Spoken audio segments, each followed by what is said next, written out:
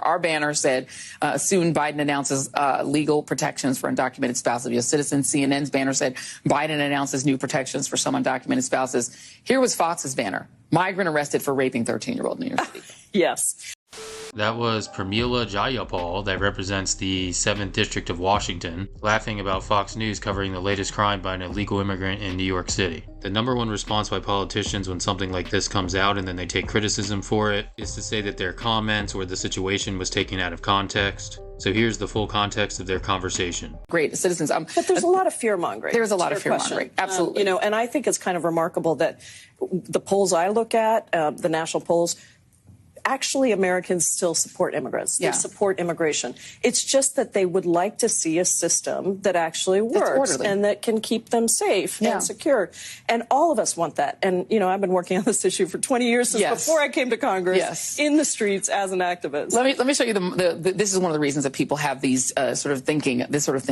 Here's the three cable networks reporting of this. Our banner said, soon Biden announces legal protections for undocumented spouses of U.S. citizens. CNN's banner said, Biden announces new protections for some undocumented spouses. Here was Fox's banner, migrant arrested for raping 13-year-old in New York City. Yes. And so I think that's part of the problem, right? Exactly. Is that you have a lot of fear-mongering. Exactly. And that we know that when people have economic insecurity. In case you missed coverage of the crime or you would just like to see how low MSNBC will really go, here's the crime that Jayapal and Reid were mocking the coverage of. Migrant man accused of raping a New York City teen is waking up in a jail cell this morning. A judge denying Christian Inga bail, declaring him a flight risk. He's now looking at a possible life sentence. We've learned quite a bit in the last 24 hours or so. We know that 25-year-old Christian Inga came to the U.S. in 2021, crossing our southern border in Texas illegally. He had a 3-year-old in tow. We're told that he was arrested when he got to Texas, but was allowed to kind of stay here in the country pending a hearing. However, again, in the last 12 hours or so, we've also learned from law enforcement here in New York that Christian Ingalandi was actually ordered to go back to Ecuador just a year later in 2022. When you pair kind of that with what prosecutors say he did, some admissions of guilt that he offered to police when he was arrested, saying that he may have done this crime because he had a drug addiction. It's a bit of a hard pill to swallow. You start to realize what some are realizing and concerned about, that had he been deported, we may not have this case. The end of that report by News Nation should be studied by people in the future to show just how dumb our so-called journalists are. It's a bit of a hard pill to swallow. You start to realize what some are realizing and concerned about, that had he been deported, we may not have this case. It's not that we may not have had this case, we definitely would have not had this case if he wasn't in the country. Although to give her the propaganda benefit of the doubt, it is possible that another subhuman walking around New York would have committed a similar crime on the same person. Maybe Reid and Jayapal find the coverage of this crime to be funny as well. The search for who killed 12-year-old Jocelyn Nungary is about to enter its 4th day. I'm angry that they took advantage of her.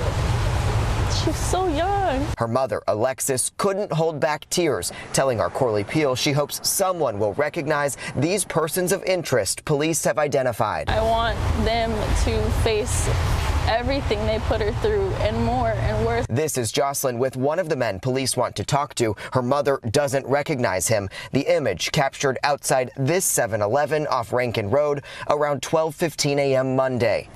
Police say she snuck out of her apartment sometime after 10 Sunday night. Unfortunately, her making this decision has costed her her life. I wouldn't wish this on my worst enemy. Nobody deserves to lose a child. No one deserves to bury their child. Another one, 2 Venezuelan migrants charged with illegal in the country, charged with kidnapping and murdering a 12-year-old Houston girl. They were both caught by border agents earlier this year. Shocker from Venezuela.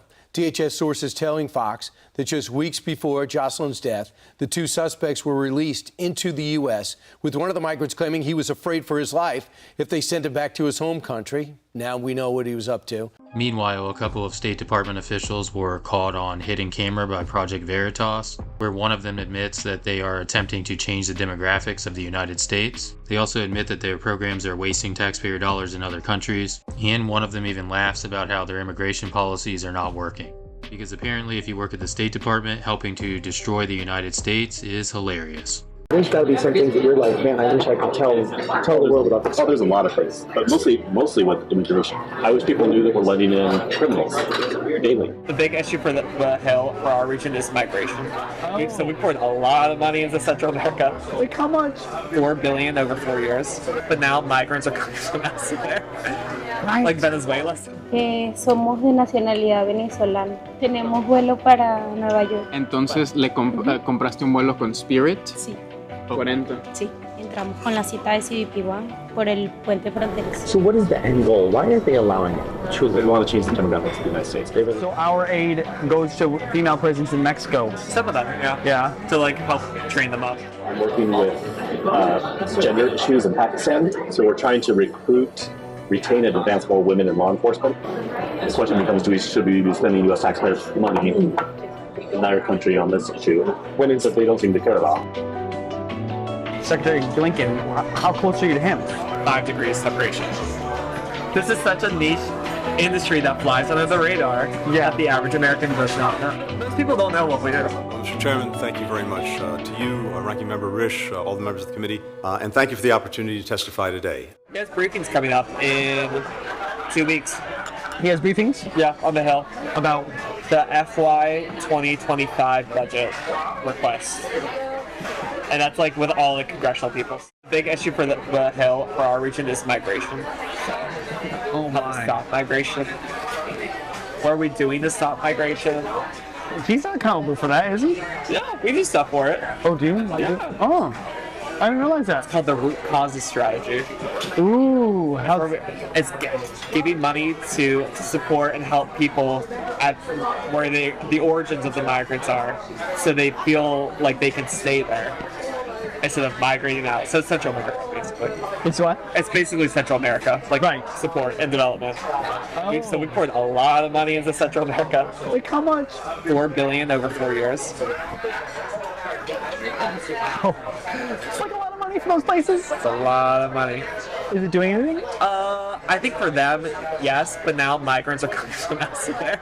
Now from James O'Keefe's old organization, Project Veritas, to his new one, O'Keefe Media Group. They also recently put out a hidden camera video. This time it's a Disney employee talking about how the company openly discriminates against white males. Certainly, there have been times where, there's no way we're hiring a white male. Just kind of unspoken. There are times when it's spoken, but how would they say it? There's no way we're hiring a white male in this role. Like straight to you, or okay? They'd be very careful how they message that to agents. According to these videotapes, Disney blatantly discriminates against white men in particular. I think I'm sort of well prepared for it. I'm well positioned for it. But as far as Disney's concerned, I'm a white male, and that's not who they're looking to promote at the moment. I get instructions from my wife